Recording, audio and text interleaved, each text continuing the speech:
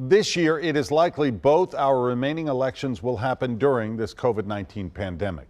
Election officials are preparing for all circumstances. As News Channel 5's Kyle Horan learned, that includes voting both in person and from home.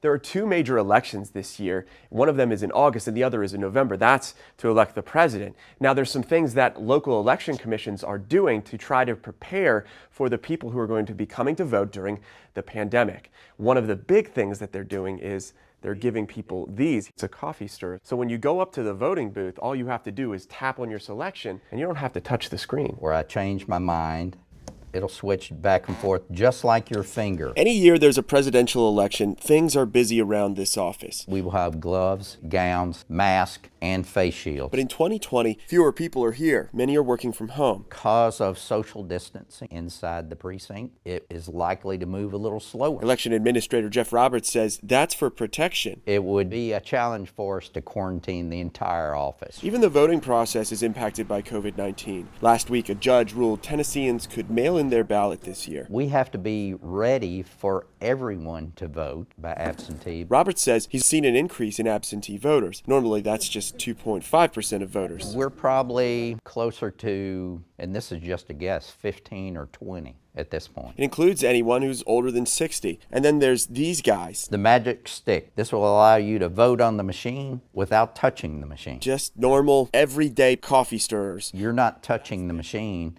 and this is disposable. That's their answer to keeping hands off voting machines. You'll drop this into a container when you leave the precinct. If you decide to vote in person, you should expect fewer people inside the polling place, more social distancing. You will have something to help poll officials maintain social distance. And all the poll workers wearing PPE. We want the voter to feel comfortable. Kyle Horan, News Channel 5. Thank you, Kyle. Early voting for the August election starts next month.